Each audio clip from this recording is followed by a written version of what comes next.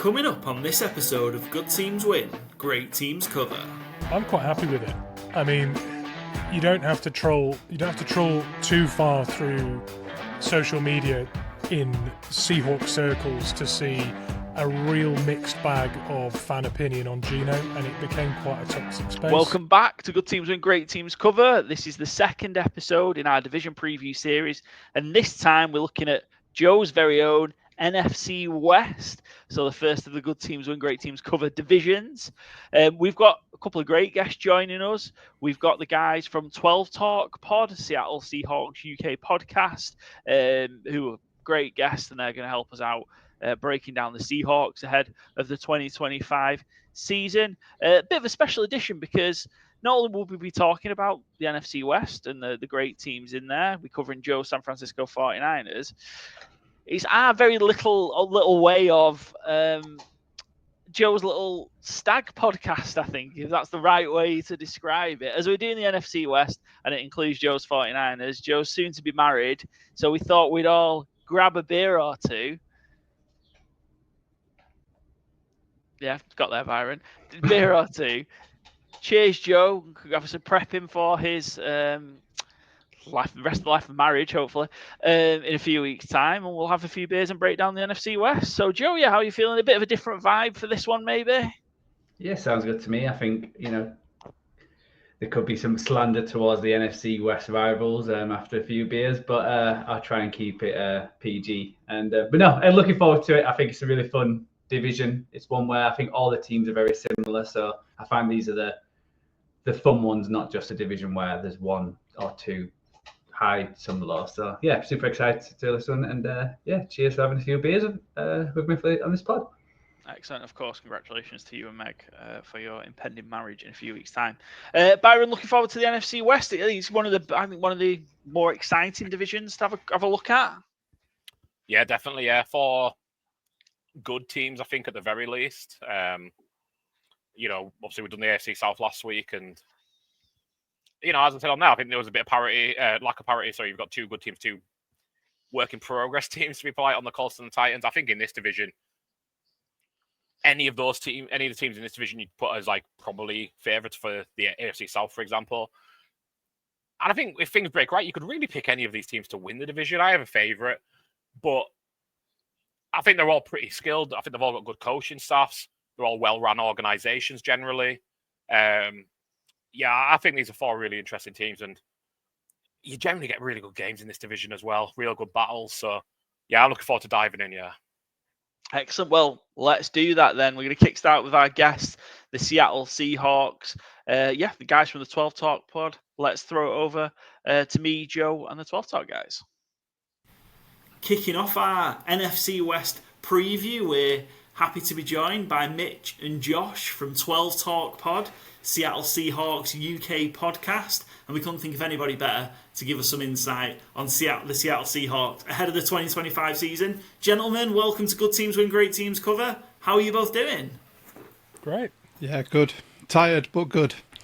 We were just chatting there about kind of your arduous day, so we appreciate you jumping on, Josh, having had a long day. And hopefully, talking about your Seattle Seahawks will make you feel a little bit better. It always does. After a long day. Good stuff. But you two guys are obviously the front and centre of the 12 Talk Pod, as I mentioned, Seattle Seahawks UK podcast. Yeah, I mean, tell us a little bit about kind of what you've got going on, what you've got coming up for 12 Talk Pod, and most importantly, where we can find it. Yeah, so with the 12 Talk podcast, we're the UK Seahawkers official booster podcast. So we have been going for just over a season now, so we're into our second season. We do a lot of lives. You can find us on YouTube, basically anywhere you get your podcasts, Spotify, at 12 Talk Pod on most social medias as well. Coming up in the off-season, we've got a lot of other Seahawks podcasters and just 12 Seahawks fans that are going to come on and talk about their hopes for the season.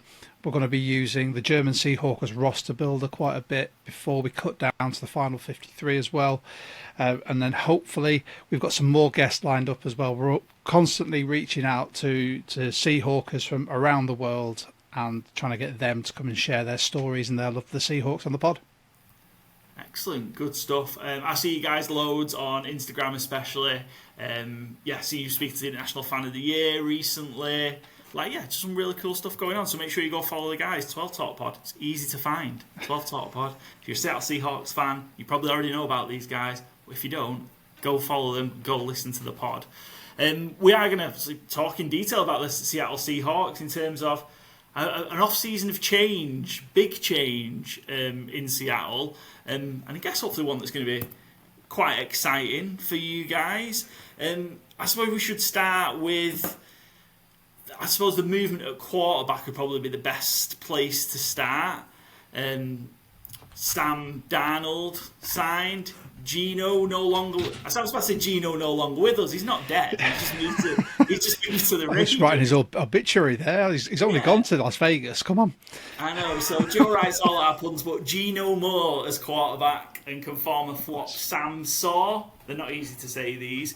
Yeah, how are you guys kind of feeling about that change then? Because Gino has been, had a real good run in Seattle in that kind of reviving of his career.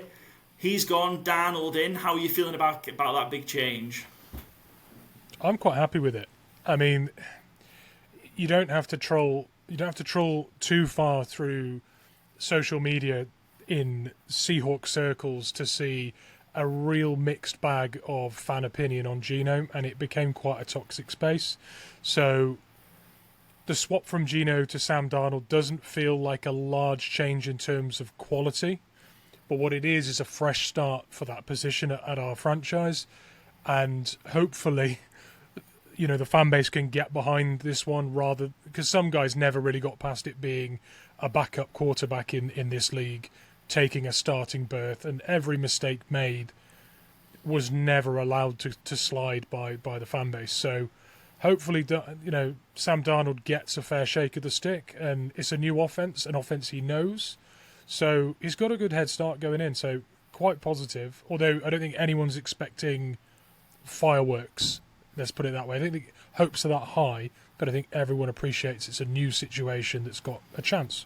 Yeah, and Darnold just obviously did such a good job last year in Minnesota. Nobody saw them getting 14 wins with Sam Darnold at quarterback, did they, last year? Who's to say he can't have the same or similar success in Seattle? Jalen Milroe out of Alabama was taken in the draft. That's maybe one looking a year or 2 years down the line. How excited are you about having Jalen Milroe in the building? Yeah, I mean, he's a very exciting prospect, isn't he? When you look at someone that I deem in this offense will be a true triple threat quarterback with his arm, his legs, and the running game. Taking him in the third when he was predicted to be sort of close to the top of the draft is an absolute bargain. He is under no pressure to start this season as a rookie. I mean, we've got an out after 1 year with Sam Darnold if it doesn't work. But Jalen Milroe is he's a project. He can sit there for a year because we've now got Darnold and we've got Drew Lock who's come back as a backup, which means that it would have to be something catastrophic for Milroe to be thrust into the limelight full time. So he can just sit there, develop. There's reports that he is taking in every bit of information he can like a sponge, and if that carries on and he can work out his throwing mechanics, then in a year or two we could have a franchise quarterback. Excellent. Yeah, it's one certainly I'm really excited for, having watched a lot of Milroe at Alabama. It's very interesting to see kind of how he will transition to the NFL, but he seems to be in a good spot to sit, learn, come in when he's ready without that pressure. So one to watch for sure. Moving on to our next headline. I suppose now we've talked about the QBs. It was a DKO for Metcalf. And Tyler Lockett, of course, went as well, long-term Seahawk and legend in terms of the Seattle Seahawks fan, which is time there. DK went to the Steelers. Beloved franchise player Lockett released. Cooper Kupp comes in, as does MVS. Again, talk about huge change. It's not just at the quarterback position, it's in the receiving core as well, with kind of stalwarts of the Seahawks leaving. How do you think the change is going to work, and do you see this being an improvement, or how do you see it going with these new wide receivers? I like it. I like it an awful lot, and I'll give and I'm going to seem like I'm just this guy that's just really positive all the time. He's definitely not. I can vouch for that. No, I'm not. I'm not. But with this, what I really like is Kubiak runs more often than not with 2 wide receivers. So you need someone who can stretch a field, and you need someone who can operate underneath. So with the MVS edition, we've got that outside threat that can take the top off a defense. Doesn't have to be targeted all the time, just needs to threaten it, so that the guys underneath can do their stuff. Now, Cooper Kupp, injury record is blatant. Everyone can see it. Everyone fears it. Well, we've got JSN.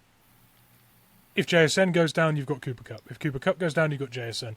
We've got some wide receivers that can play in the slot as well. Jake Bobo's good in there, grinding out, first downs from underneath as well. So we're well equipped to do the underneath bit. We picked up Torrey Horton in the draft. We've now got a taller, again, field-stretching outside threat. So if you're playing with 2, well, I've just named 5 that can do the job. So... And then you took Arroyo in the draft as well, who's a tight end that also threatens in that way. So we feel like we've lost some of the huge cap hits in DK Metcalf and Lockett. We've picked up a toolbox that can operate the scheme. We've got a quarterback that knows it. We've got the outside threat wide receiver knows it. Cooper Kupp's familiar as well. It's built for purpose. It's not going to be as difficult to implement the system to that wide receiver group as it might have otherwise have been. So... I like that. And we avoid the tantrums and things from DK Metcalf on the field, picking up silly flags for next to nothing and being targeted by teams as someone that will flare up, at key moments. So, was that something that was starting to kind of grate on kind of did you feel that was something that started to grate on the fan base, kind of knowing what you can get out of DK and then kind of the antics? Do you want me to take this one, Mitch? Yeah. I've been quite vocal about this, and as a ex-sportsman and a coach, behaviours like that, regardless of your talent, can really sully your legacy, and it can really hurt the team. And it got to a point where you could understand DK's frustration, because he is your stereotypical ex-receiver who is there for straight line speed and taking the top off a defence. He wasn't being used to that effect, especially last season in Ryan Grubb's offence. However, as a professional, he needs to know when to wind it in and to just take that hit. It may not be a 1,000-yard season, it may not be double-digit touchdowns, but he really needed to realise how he was hurting the team with his behaviour, with the flags, with the constant bickering. And we all like a bit of back and forth between an offence and a defence, but it was a constant with him. And it just got to a point where he harmed the team so much that I, for one, started having enough of it. And I know there's another few Seahawkers out there that felt the same. But I don't see it.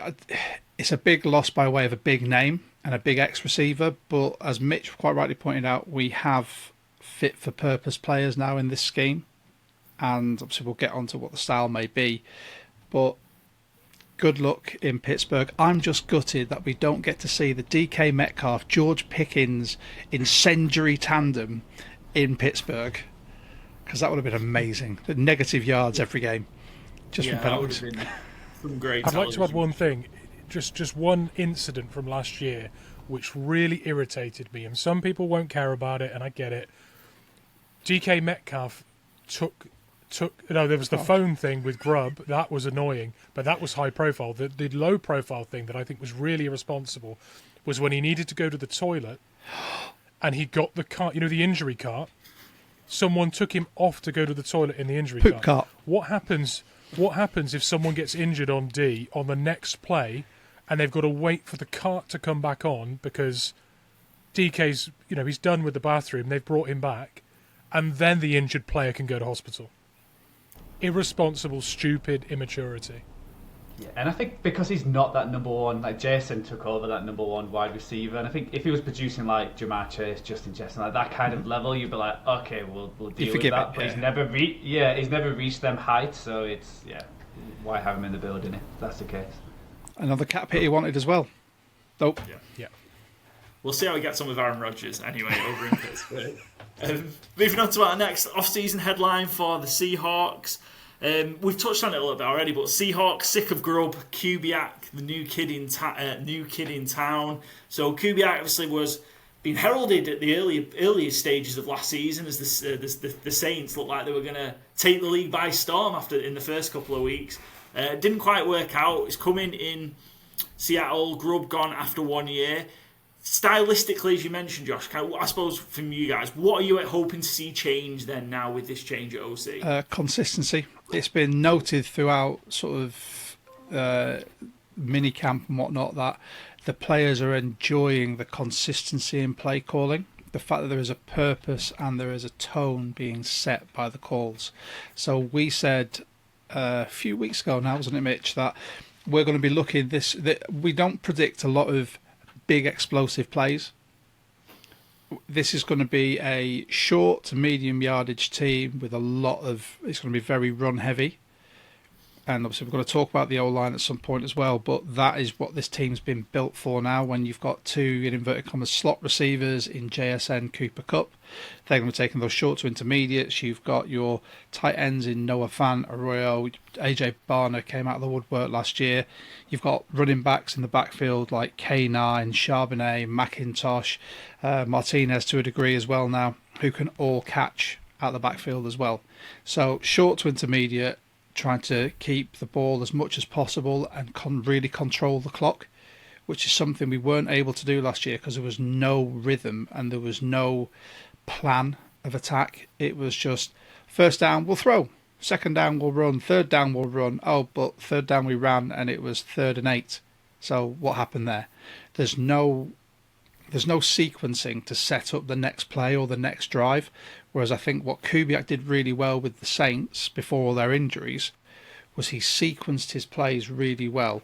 He targeted the weak points of a defense, and he, unlike Grubb last year, if we found a weak spot in the defense, Grubb would go, that's a weak spot, I'm going to go over this side now to their strongest cornerback. Whereas Kubiak does very well in going, well, that's a weak side. I know that's a weak side, so I'm just going to hammer that and then do what the Saints did and put 40, 50 points on people. So that's exciting for us to see that consistency and hopefully just control the clock. It's one thing we haven't been good at for the last few years. Yeah, I'm kind of expecting to see kind of a big season from Kenneth Walker as well, really, kind of given how where we know that if you can get the volume of carries, and we'll talk about the O-line improvement as well, that's certainly going to help. And yeah, just see a big season coming from Kenneth Walker. He's had a couple of indifferent ones, he's due a big one, and this I think is going to be the if year. He can stay fit. And there is that, of course. Yeah. There is that. Joe, have we got one more headline have we got for the Seahawks? Of course, this one. This is your best work, Joe. Seahawks set for Old McDonald's top defense. All starters on defense returning. The addition of DeMarcus Lawrence and Warren. Can Mike farm a top 5 defense? Great work, Joe. How are we kind of... This is fantastic, by the way. I love this. Yeah. He's got to do this for all 32 teams, by the way, as well, Josh. Hats off to you, mate. I doff my cap. Yeah. This is the first one. This is where they're good. And then as we go through the rest of the series, they just get terrible. So yeah, get it while it's good. A lot of familiar faces, a lot of returning players on defense. DeMarcus Lawrence, a potential support for a run stuffer as well. Again, are you expecting this defense to really kind of take a big leap under Mike McDonald for next year?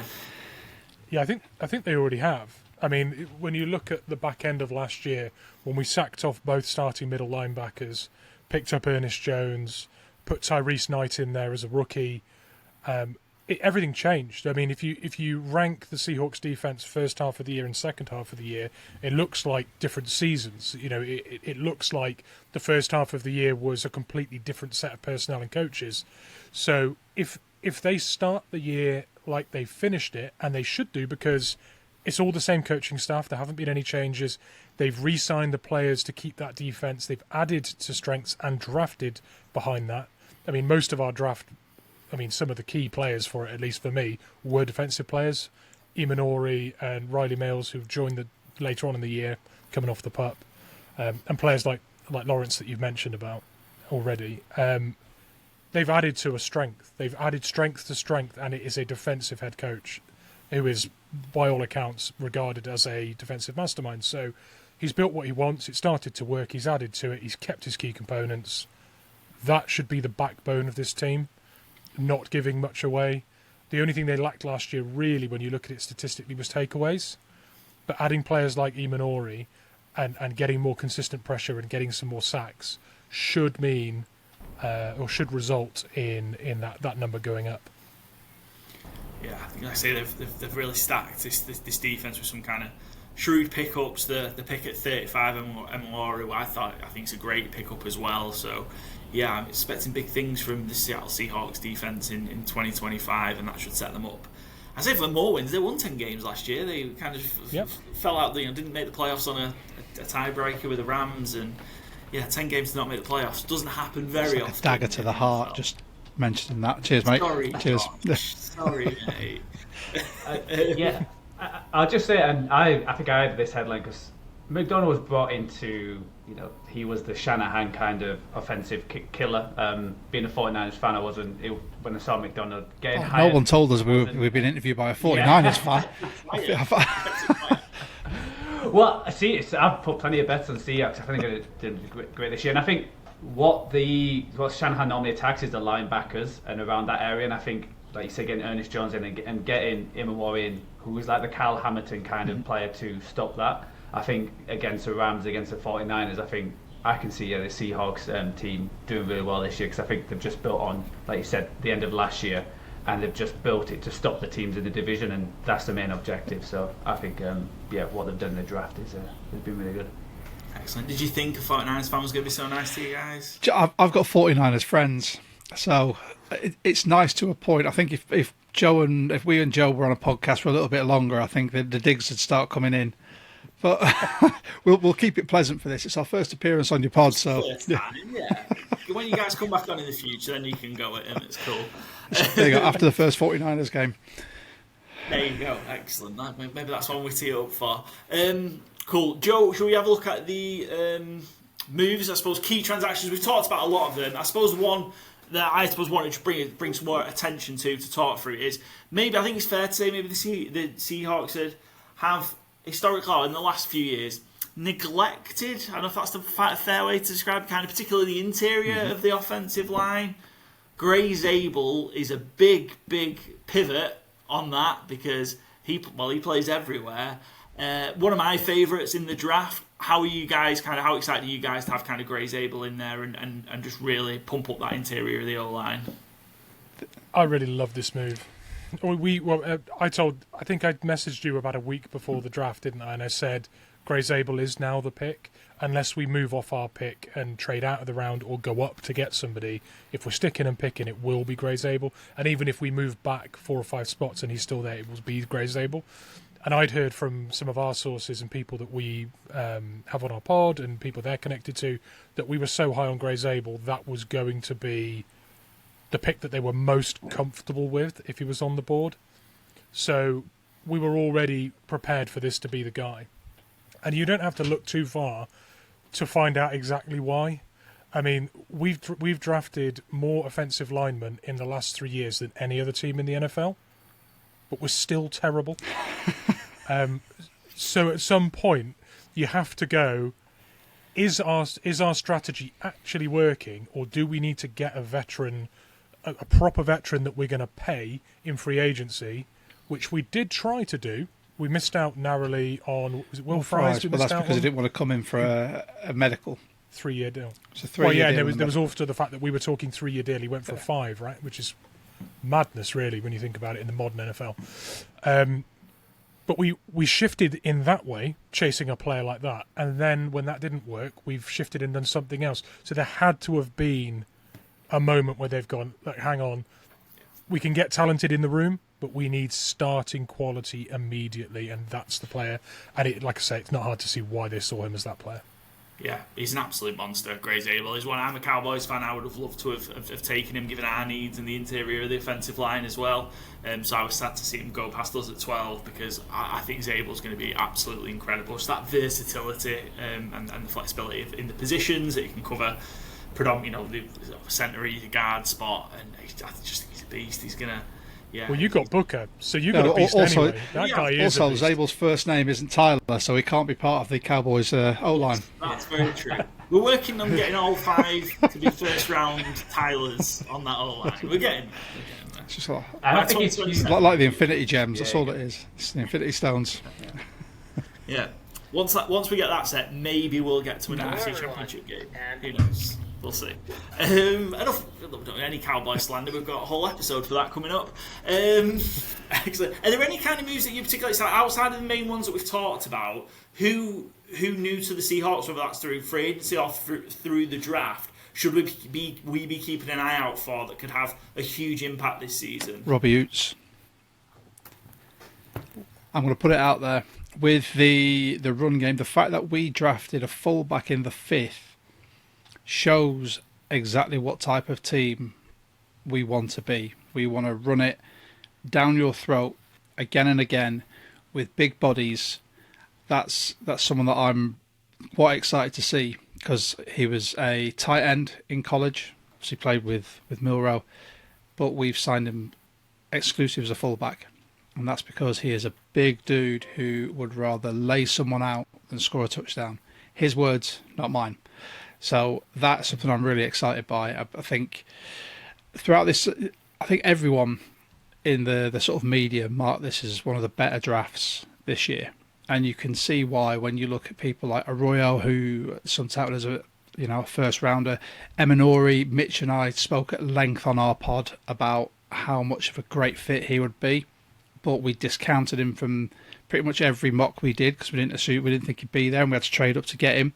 Riley Mills, they're all really high on. Torrey Horton, another one that Mitch called out before the draft, so we now have to call him Mitch's boy, Torrey Horton. You've got Bryce Cable-Dew, who was being shopped around to every single team who's going to run this wide zone. Martinez, absolute bowling ball, which is just a great change of pace back. And then you've got people like Richmond and Ricky White, who blocked 3 punts in his senior year as a special teamer. We've picked based on huge athletic upside and scheme fit as well. I think the faith that we now have in our coaches to make these players that we need and want in our team is brilliant. By way of free agency, I mean, Tank Lawrence will be a good player, but he's getting on a bit now. And by way of edge rushers, when you've got Maffei and Hall, I think we're all right. MVS, not sure if he'll make the roster, the final 53. And then Cooper Kupp is just slowly coaching up and bringing his professional mindset to this wide receiver room. And then Sam Darnold will wait and see. Yeah. That Kupp one as well, I think Kupp's just going to be so good for JSN as well, just to be around him. I think what JSN can learn and take from Cooper Kupp. As that veteran presence, I think he's going to be, tremendous, and no small part in Puka Nakua's success. No doubt has been what Cooper Kupp has passed on to him as well. So really excited to see how he can help JSN as well. Yeah, Mike McDonald said something yesterday that came out today. It was an interview where he was being asked about this draft class, and he said something that I thought was incredible. He went massively up in my expectations, and I already liked the guy, but he was asked about the fact that we'd picked we got players at good positions in the draft, and we'd got we got players who were injured, and potentially the draft capital outlay was lower, and the athleticism of the class. And do you know what Mike McDonald's response was when the interviewer had kind of ensued that we'd try to pick up good deals and athleticism? He said, "We didn't bet on athleticism; we bet on our coaches." And I love that. That's saying we'll take athleticism because we can coach the rest. He's literally people are paying compliments to the draft class. Mike McDonald is saying, wait until you see what our coaches can do with this crop of talent. And I loved that angle. I thought that was excellent. Yeah, wait till they shape them and the players they turn into. Yeah, very, very exciting draft class. Let's have a move on, I suppose, to have a look at some of the betting side of things. Of course, we are a betting show at heart. And this will tie into kind of, I guess we're going to ask you about kind of where you think kind of good case, bad case scenario is for the season. The line for wins for Seattle Seahawks in 2025 is 8.5. So I think there were 10 last year, 9 the year before that, and then we've seen kind of this big change in the off season, and last year as well with the change in coach as well. How do you guys feel about that? Where do you think kind of it sits in terms of where do you think the floor and where do you think the ceiling is for the Seahawks in terms of a regular season record? Floor 8, ceiling 12 for me. Though, Yeah. I think the first thing to say here is remortgage the house and put that on the over. Honestly, seriously, I know that's bullish, but really, the over there just seems flat out great odds. We got 10 last year, but we were ascending last year, and the offense was holding us back. That is gone. So, if the defense is anything like it was last year, the offense doesn't even need to be good to get to 9 or 10, in my opinion. Yeah, it's just a shade over even money. 23-20 you get on over 8.5 wins. Under 8.5, 29-20. Yeah, I mean, I keep flipping flopping, but I just they've won 9 and 10 games the last couple of years, and everything feels like they're just going to be a lot better. And surely that's going to translate into another couple of wins. So yeah, I kind of feel knocking on the door of 10 wins as well is kind of probably where the Seahawks are going to end up. Yeah, favourable strength of schedule as well this year in comparison to last year too. Yeah, which always helps. So yeah, maybe a bit disrespectful from Vegas on the 8.5 line for the Seahawks. Let's have a look then just at the last couple of bits in terms of the playoffs. Are you expecting to see they've missed out just the last couple of seasons? Are you expecting a return to the postseason for the Seattle Seahawks?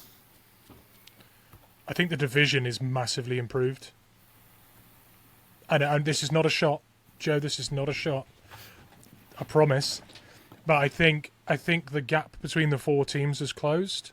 I think the where the 49ers were 2 years ago, that has come down slightly due to age, contract cap management, rookies and second-year players in positions where you've been strong over the last few years. So I think the dominant force in our division has come down. When you look at the last couple of draft classes for the Rams, I feel like they've been very good. Arizona, I think, are a car crash with their head coach, but I think the roster has improved year on year as well. So I think it'll be a highly competitive division, but I also think the Seahawks are the team within that weirdly now have quite a lot of consistency. I think improving from where we are. I don't necessarily think we'll be anyone's favourites to win that division, but I think you're very wrong to put us 4th, 3rd, or discount us from having a good shot of winning it. So I think those odds are reasonably okay and reflective, but I think we've got a great shot for winning that. 8-5, so just short 2-1 to make the playoffs and 2-1 on to miss the playoffs. I suppose that would be for a 3rd season in a row. To win the division 11-2, so I think they're 3rd behind the Niners are still favourites. I still think that should be the Rams, but Niners are still favourites. Rams, Seahawks are 3rd favourites at 11-2, so 5.5 to 1. Sorry, they're actually 4th now, which I find crazy. Yeah. I checked it today and absolutely mental that the Cardinals. The disrespect is real. That is very disrespectful. 11-2, 5.5 to 1. I think that could be a good play. 30-1 to win the NFC and 60-1 to win the Super Bowl. Do you think? Because I think all the attention on this division in terms of winning it is on the Niners and it's on the Rams. Is there a bit where the Seahawks can just not sneak in the back door, but just kind of come round without too much noise and just have that consistency and get enough wins to do it? I think you hit the nail on the head earlier when you were talking about we've been sort of perpetually 9-10 wins. And I think that's where everyone sees us, regardless. If you're on the outside looking in, you're going to go, well, they're a 9-10 win team. That's who the Seahawks are now. But then when you look at it in its totality, and we're not completely blinkered as Seahawks fans, one thing Mitch and I pride ourselves on doing is looking at the division as a whole. Mitch said, and I agree, the 49ers, whilst they're not necessarily a dumpster fire, they have got worse. You look at how many players were jettisoned in free agency. They just cut loads, didn't re-sign, and they've pumped all their money into Mr. Irrelevant. Good move, 49ers. And then the Rams I still see as a threat. I think that McVay builds a fantastic roster. The addition of Devontae Adams, I think, is a brilliant substitute for Cooper Kupp, and what Puka Nakua is going to learn from Adams as opposed to Kupp could really elevate his game as well. So in fantasy, he's someone that I'd definitely be looking at. The Cardinals, however, like Mitch said, their roster's got better, but I just have got zero faith in their head coach or their organisation. The fact that we are put at fourth, I think, is massively disrespectful when you look at the consistency and the improvements we've made. The fact everyone gave us an A, if not above, on our draft class, that only has to pump us up to second, challenging for the championship in that one. Yeah, absolutely. It's insane that they're fourth behind the Cardinals, but yeah, opportunity to prove all that wrong in September when the games are played. Gents, Mitch, Josh, it's been a pleasure talking through the Seattle Seahawks with you. Just give us a reminder where we can catch 12 Talk. Yeah, Paul, Joel, thanks so much for having us. It's been an absolute blast. So 12 Talk Podcast, you can find us on YouTube. Go and hit that subscribe button. You can also find us on all of your favourite podcasting apps, Spotify, Apple, Amazon, all those. You can find us at 12 Talk Pod on X, Instagram, Blue Sky, Facebook. There's a Facebook page there, and basically we're on TikTok as well, so you can catch all the clips and whatnot from the pods that have come up. Excellent, good stuff. Make sure you go follow the guys and go support 12 Talk Pod. And you don't have to be a Seattle Seahawks fan, just go support the guys. They're making some great content, great podcast, and yeah, support the guys in the UK that are dedicating themselves to the teams. We're going to dedicate ourselves to the other three NFC West teams as Byron joins us, and we will chat through the Niners, the Rams, and the Arizona Cardinals.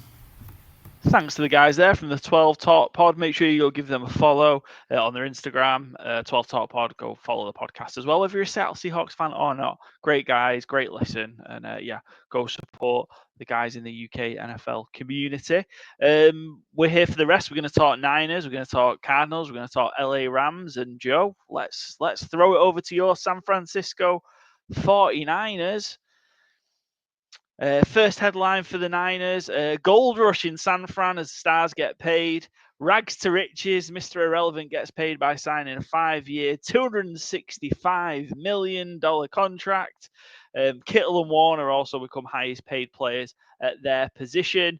So it was a big, I suppose it's one of the biggest stories for the Niners all year long was around, all off-season long was around when's Brock Purdy going to get done and where was it going to sit versus kind of the rest of the quarterbacks, you know, your Daks and your Jordan Loves and your Burrows and everybody else that signed recently.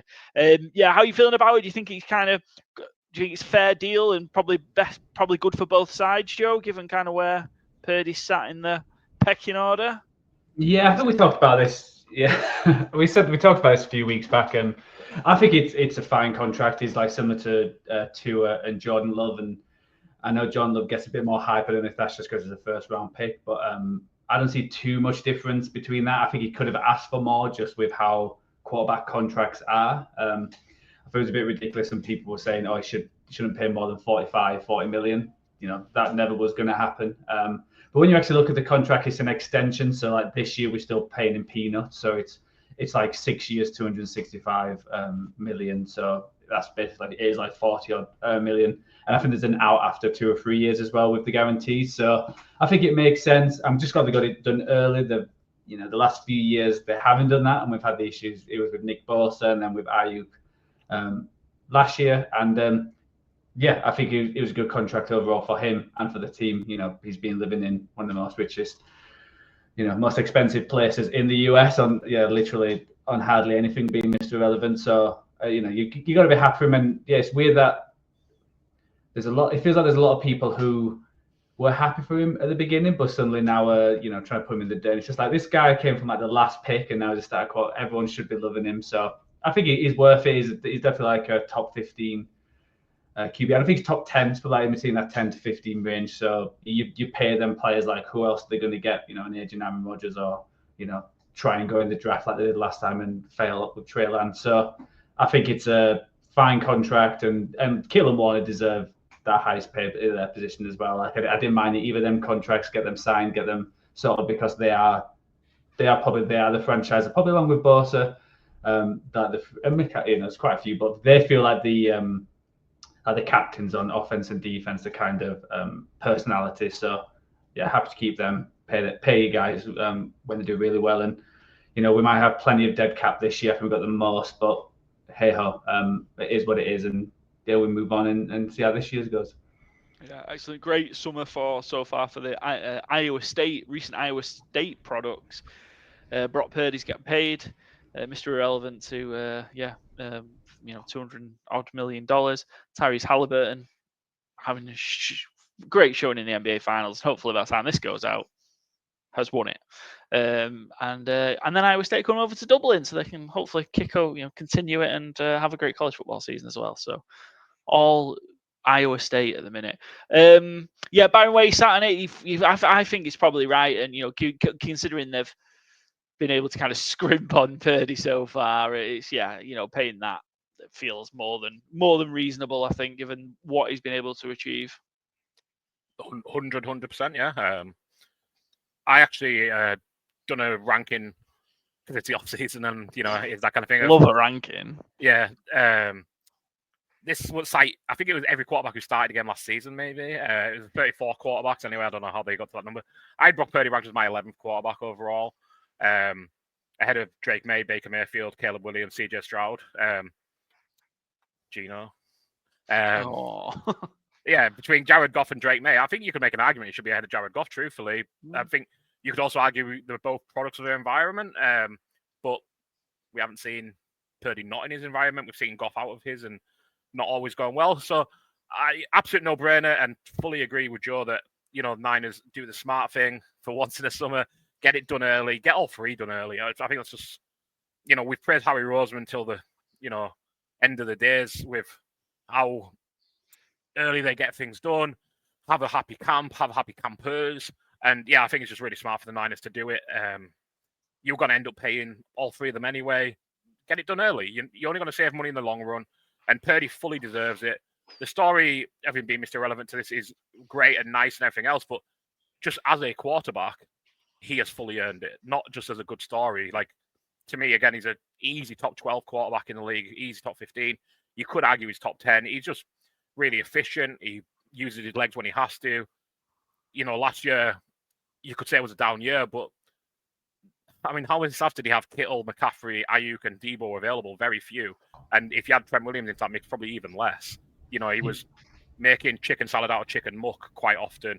Any of the 49ers failures were not on Brock Purdy last year. It was on a completely depleted team. We'll see how this year goes. But I don't think you could do anything other than pay him at the market he got paid at. Yeah, and I think it's a weird thing where obviously the Niners had a down year, but I think last year actually showed that Brock Purdy is a good quarterback. Just like a lot, there was plenty of times during the game where he did have them traits and he did stand up and show his worth. Yes, he does have the odd occasional interception and just one of the throws like, what the are you doing? But he's Shanahan. I think the whole thing, he's like a Shanahan quarterback.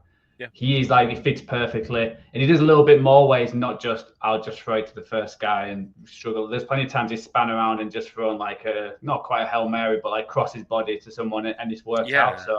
So why would Shanahan not say, let's pay the guy who I want rather than going around the houses for the next guy and the next guy? Because I don't think he really wanted Trey Lance when that happened. So I think it's worthwhile, and John Lynch has done well.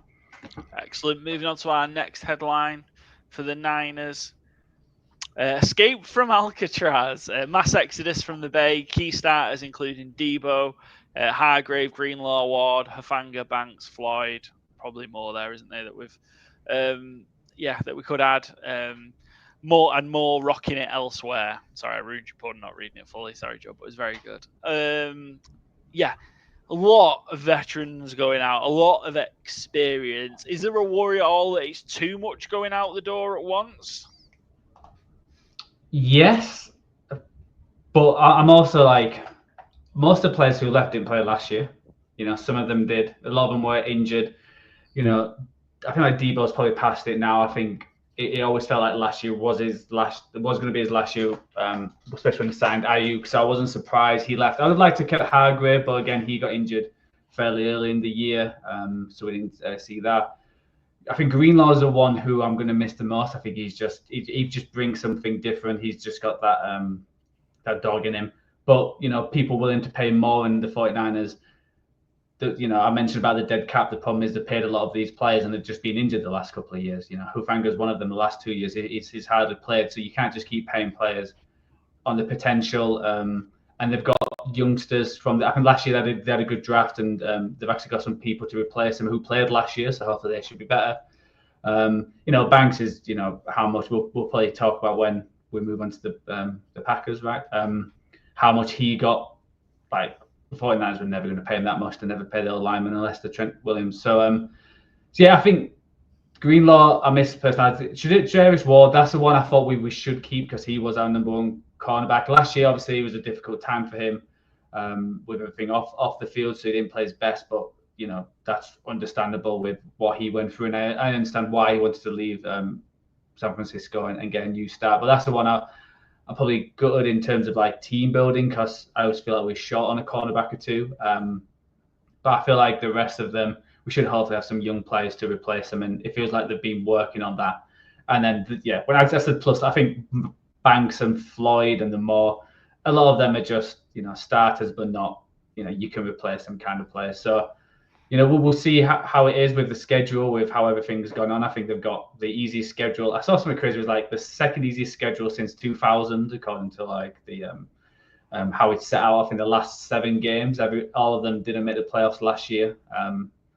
So it could be a good time for us to do this soft rebuild with the soft schedule. And I think they've got what's it called now? We've like road games and all that kind of stuff. Again, they've got the easiest one. I think last year they had the hardest one by a couple of points. It was nuts, like the level of difficulty. So, you know, we'll see how it goes, but they couldn't keep him forever, and hopefully the youngsters can replace them. Excellent. Byron, which one out of those kind of veterans that have gone do you think they're going to miss the most? I think it is Greenlaw. I think that makes by far the most sense. Like you say, Hufanga, great player, but not always there. I think Greenlaw just a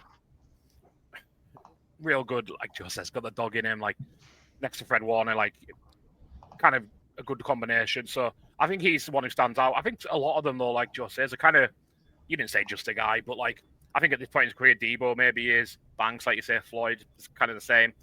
It's a lot of numbers, which you don't want, and especially on your defense, which, I mean, a lot of these players, like you say, were missing anyway last year, but the defense was poor last year. And it'd be nice to get, you know, some of those bodies back and draft around them, but they've kind of just had to do the draft around them instead. And we'll see. I don't think, like I say, Greenlaw is one that I would pick. But the rest, I think you just got to have to... It's the NFL, it's attrition, like players come in, players go out. I think a lot of these, you know, not going to get mentioned in the history of the 49ers, I don't think very often. It's just going to be, they were here, now they're not. And just hope their replacements can elevate the level rather than just replace it. Excellent. Move on to our next headline then for the Niners. Big Bob muscles his way back. Robert Saleh is back in the Bay after being fired as the Jets head coach. He sadly lost his job in London, did Robert Saleh. And can Bob be the ideal man to bridge the youth movement on defense? So yeah, a huge part of that draft was, you know, defensively focused. I think it was the first 1, 2, 3, 4, 5 picks were all defensive players, 6 in total. Do you think Saleh can work his magic again like he did the first time around, Joe, and turn this 49ers defense into one of the best units in the league? Yeah, I believe so. Just because even the Jets were sometimes a dumpster fire, that defense was still a good defense, and I think he's just got that personality and the trust with his players and vice versa that he can help these. I think you got to think before Bob Saleh, I can't remember who the defense coordinator, but it's not like, you know, he brought that defense on. He gave it to why am I forgetting his name? The Texans head coach, DeMeco Ryans. There you go. He like gave that defense to him to succeed. So I think Saleh can do this again, where he can help a lot of these youngsters, especially on the line. Because that's where it felt like that's what fell away for the 49ers. It felt like they were always the linebackers. They'll start with the linebackers and the defensive front. and we'll figure out the secondary next. But when the last few DCs, it feels like they've been focused more let's sort the secondary out, and the front line is not the primary focus. So I think Salah's going to reverse that, and he's got a lot of young players to work with, and his track record, at the Jets and what he's done with players, and we'll talk about one who got traded to the 49ers. I think he was an undrafted free agent as well, who turned him into a 10-sack player. So yeah, I believe that Big Bob can do it again. Big Bob, excellent. Yeah, such a good job the first time around. I think he had a bit of an hard go at it, didn't he, in New York? So somewhere familiar for him. I'm sure he'll do a good job and plenty to work with. I wonder if it might take a year and then we really see kind of that defense push on next year. But I think he'll certainly be a lot better. Headline 4. Return of the Mac. Anyway, after a disastrous injury-ridden season, can returning superstar be elite again? A fit CMC, Trent Williams, and Ayuk, could that equal the Niners being a Super Bowl contender? Be great to see McCaffrey be fit for the whole year. It's such a shame, isn't it? If obviously it made him missing so much of last season, and it didn't look right when he did come back.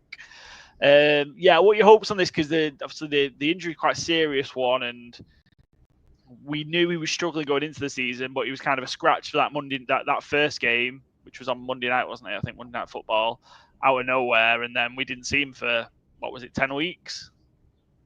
Yeah, and obviously, like you said, when he came back, he wasn't himself, and then got injured again. On all reports I've seen, he's looking fit and healthy compared to last year. Felt like he came into the year struggling. Obviously, they'd just lost another Super Bowl, playing all them games. It does take a toll. I think that's what, the 49ers are the poster child of a team who either gets to the Super Bowl or doesn't make the playoffs. So it feels like, they get to the Super Bowl, or at least the NFC Championship, have a long, hard season, and then they might struggle the next year. And then after a bit of a rest, they come back again. So I'm confident in CMC. I've got a few bets and a good outlook on CMC's season. Obviously, injuries can just happen. It's there's players who are, I think, injury prone, but I think every player can get an injury out of nowhere. But I've got confidence he's going to be fit and healthy, and I think he's going to be a huge part. Because I think the 49ers last year, the biggest issue I always found was the red zone efficiency. It felt like most games, what I was watching is the first quarter or so, felt like we were dominating the game, but would be 6-0 up, and then the other team would just go down and score a TD, and you're suddenly down by a point after dominating, just because we couldn't put it in the end zone. So I think he's going to be a huge factor. I think Trent's going to be fine. Ayuk, I'm not quite sure, because that was a nasty injury. I think he tore, obviously his ACL and the structural damage. So he may take a little bit longer to get fit, and so I'm not quite sure how long that will take. So he might be a while, and apparently Ricky Pearsall's injured again, which he was injured last off season, obviously before the shooting. I was going to say, the guy took a shot. No, it was before the shooting. He had a few hamstrings issues, and apparently he's got them again. So obviously that's always a worry, and he needs to step up. So I think it's a huge year for Juwan Jennings, which I was trying to find some good bets on him, but it feels like everyone's putting money on Juwan Jennings, so that was a bit of a disappointment. So I'm fairly confident in McCaffrey and Williams. We'll just see with Ayuk, because especially with knee injuries like that, you just don't know, and it might just be let's rest him for the first 6 to 10 weeks and get him going once down the stretch, because he's going to be a huge part, especially with Debo being out. Yeah. Byron, a quick one on McCaffrey from a fantasy perspective, as you are our resident fantasy football expert. Are you going to get a bit of a bargain? I know what I feel like is probably a bargain on McCaffrey going late first, maybe even early second round. Yeah, I think so. I think drafts. Again, especially if you're playing this time of year where you're entering like the best ball millionaire on DraftKings or Underdog. McCaffrey is going RB4, 8th overall on Underdog. I think he's going just a little later about the turn on DraftKings. And yeah, I couldn't agree more. If CMC plays 15 games, 16 games, 7, you might have the best player in fantasy football, because he often is. He's incredible. if he's out there, he plays really well. I mean, even when he was banged up last year, 2 of the games he went over 100 yards. And I think, was Buffalo his last game of the season? Have I got that right? I did have his thing just up a moment ago. Yeah, like before he went down injured, he just rattled off a 30-yard run. The talent is undeniable. The fit in the offense is undeniable. It's just, can he stay fit? And I think, you know, in your standard fantasy leagues where you can replace players, maybe you don't take as early of a gamble on CMC. But yeah, in best ball leagues where you need to be hitting the absolute ceiling to win big, I'm absolutely smashing Christian McCaffrey, 9, 10, 11, anywhere in that late first round. So yeah, I think he's a great pick. I think the injury I'm more concerned about, Ayuk, I think you can get by without. I think Pearsall can develop. Jacob Cowan has, kind of shown a little bit in training camp, or mandatory OTAs, whatever they're calling it. My concern is kind of Trent Williams, because I don't think you can replace Trent Williams. And it always seems to be his ankle that is the issue. And he's not getting younger. He's not getting any lighter or fleeter on his feet. So that's a huge concern. But yeah, in terms of fantasy, all over CMC. Yeah, it's hard to say no. It's always, whenever you get a player like that at a discount, I think you just have to think ceiling. Yeah, for sure. Yeah, I think, taking him, if you get him somewhere close to that turn in your fantasy drafts, in your standard formats anyway, for sure, you got to be taking him, haven't you? Really. And you mentioned Trent Williams' ankle injury. We know a thing or two about ankle injuries here recently. Good teams and great teams cover. That's for sure. Any more headlines, Joe? Just the 4. Are we at 4 all the way through? Yeah. I did wonder as well when it said return of the mark. I really thought, we're moving on to our free agency and transactions here. Wow, Joe's really excited about Mac Jones coming in. It took me reading it twice, genuinely, to be like, oh, McCaffrey, not Mac Jones coming in as a backup quarterback.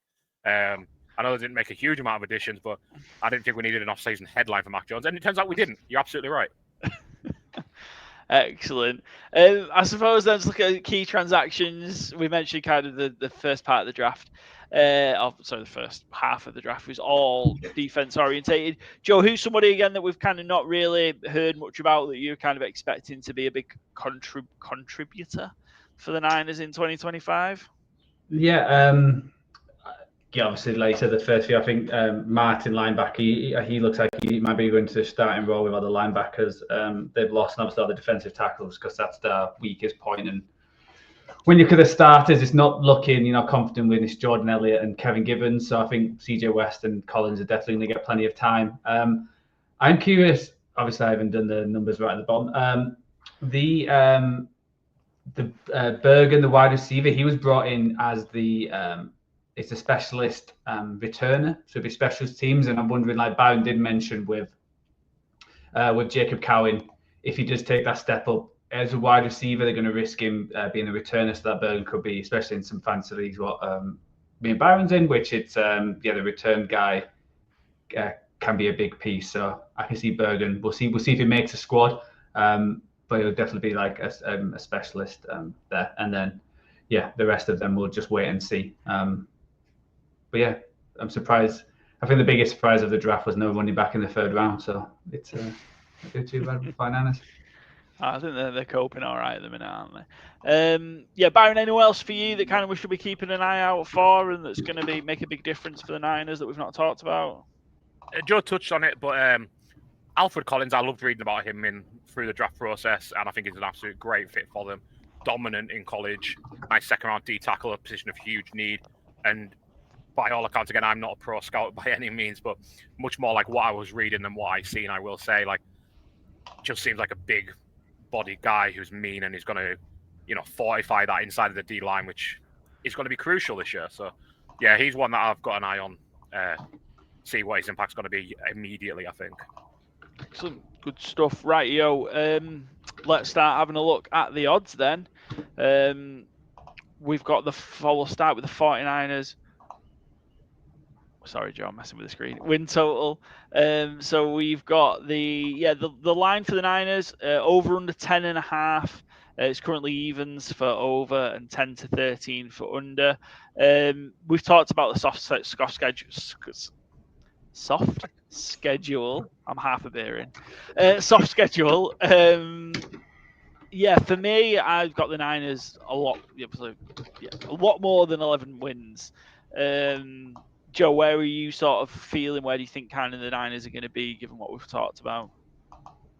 Yeah, I would probably sneak the other. I think it's just like you said, it's such a soft. Like when you look at the teams, obviously finishing fourth last year as well helps massively where you get in these teams. Other than the division, they've got the AFC, you've got the NFC South and AFC South. I think they're probably favourites in all of them, and then they've got the Giants, the Browns, and the Bears. And again, they're probably going to be the favourites. And after the Rams in November, you've got Cardinals, Panthers, Browns, Titans, Colts, Bears, Seahawks. So obviously the Seahawks could be a big game. But, if they start off well, I think that they could be a 13-14 win team. I don't think they're that kind of pedigree in terms of like compared to other NFC teams. I don't think that the 49ers of old, but just because it's such an easy schedule that if they sneak one of the two, some of the wins against, the Texans, the Bucks, I think they could beat them teams. I don't think they're going to be massive underdogs. So I think this could be a great year for the 49ers where, they go back to like 13, 14 wins, possibly the NFC number one seed. But that's more with who they're playing rather than their actual squad. I was going to say, is there a big risk? And it's looking a long way down the line. But if I think they'll be, like I say, 13, 14 wins. Is there a risk they then go into the playoffs undercooked because they haven't kind of been tested, and then all of a sudden you're potentially going up against some significantly better teams than you faced in the last 6 to 8 weeks of the season?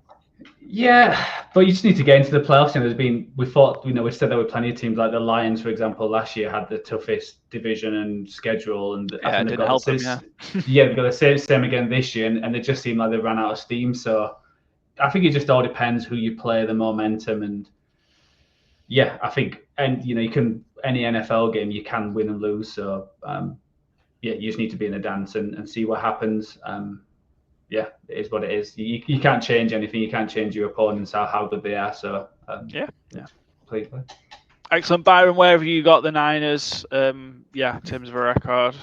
Yeah, I have them at 11-6. I had them higher when I first did it, but kind of just the more I look at the defense and the more I have concerns of Trent Williams missing another 6 games, maybe Ayuk maybe starting on the PUP. It sounds like. I know they've got a soft schedule, but I do think there is big issues especially again on that defense. I know Bob Saleh's going to do a good job, but I have them at 11-6, which again is over there, over under. It's just I had them higher when I first looked at the schedule, maybe without looking so deeply at the defensive roster, which I think could cause them some issues through the season, even against those teams that you expect them to win against, just kind of on paper, I guess. But I still have them at 11-6, still have them making the playoffs, but I'm less confident on that over-under than I once was, but I still think they'll hit it. Excellent. Good stuff. Let's have a look at the odds for the division and the rest then, Joe. Make the playoffs. So 5-9 or 9-5 on odds on to make the playoffs. Not to make the playoffs, 29-20. I think we're all in agreement. We fully expect to see the Niners make the postseason. So win the division 8-5. So currently just a shade under plus 200. To be the NFC champion 7-1, and to win the Super Bowl 16-1. I mean, they're still favourites to win the NFC West, aren't they? Just ahead of the Rams at the minute. Again, do you think that tag's fair? And how much is that to do you think with the fact they've got a little bit of they've got a much easier schedule than maybe the Rams have got, having won the division last year? Yeah, because I think it's like 3 games difference. So the Rams will have the Eagles, the Ravens, and Lions. So obviously them 3 games can be massive, and I think with how easy the rest of the games, it's going to be a lot of the in-division games, and it feels like a lot. I think it's going to be a lot of splits this year. I think all 4 teams are good, so it makes sense why they're first. I probably wouldn't put money on in terms of the division itself, because I think it's like what Barry said at the start. It's open. I'll be surprised if the Cardinals win it, but also I wouldn't be shocked just because I think they've improved too. And I think just the numbers are a bit too low for where the 49ers are on the conference and probably Super Bowl. I think if the Super Bowl was like 20s above, I might have go for it. But I think 16 is a bit rich for. Like Byron said, that defense needs a lot of work, and yeah.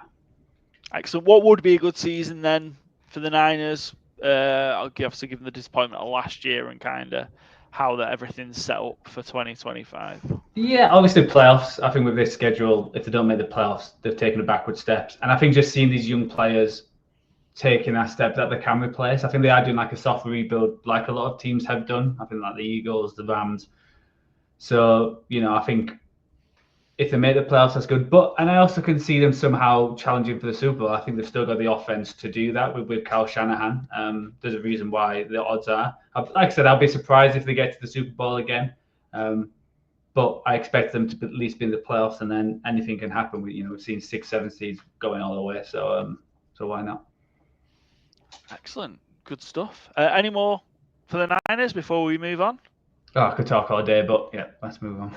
Yeah, no, we're trying to keep these episodes shorter, Joe. That's the whole thing that we're doing this off season. Let's move on then to the Arizona Cardinals. First headline: ain't no sweat in the desert. Biggest move by the Cardinals is Gannon bringing in a familiar face to revamp their pass rush and give them some more juice. Sweat over to the Cardinals. I feel like they did need a big impact player on that D line, and they've certainly got it in Josh Sweat. How do you think he's going to make the difference for the Cardinals and turn that unit into something that can be feared? Certainly hope so. He's been a good pass rusher so far in his career, so at a huge position of need for the Cardinals. The defense wasn't actually as bad as I thought last year. It improved throughout the season. They were 15th in points, which I think is, pretty good, all things said. So I think just needed more up front, especially. Josh Sweat is a great starting off point. Certainly gives you that instant pass rush every down. So yeah. All thing I would worry about, there's been plenty of times where a defensive player's been great in a great system, and with other great players to then suddenly be the main man, it's a different step up. I do like Gannon. I was surprised that the Seahawks guys felt there was a bit of a dig towards Gannon, that they weren't his biggest fan. And I think he's a good coach, especially on defensive team compared to like some of the players they had. And obviously getting Walter Nolan in and bringing Calais Campbell and Darwin Tomlinson. I think they've got a good solid line. They just need them special players to like take them over the edge if they do want to start challenging. For divisions and get into the playoffs again. But like they had to do, I think he was one of the best defensive players out there. So they paid plenty of money, but you just hope that he actually does make that step up, and it's not one of these free agents which don't work out, and it's more the situation than the player. Yeah, excellent. Next headline then for the Cardinals: Hank Marvin, Harrison Jr. hungry for year 2 after a decent first year. Just short of 900 receiving yards. Can Harrison Jr. kick on in year 2 and reach the heights which were expected when entering the league? There's just one where I was like a bit disappointed in Marvin Harrison Jr. last year, but like I say, he wasn't far off 1,000-yard season in a team that finished 8-9, but did have its struggles offensively. So maybe it wasn't as bad a year as kind of expected.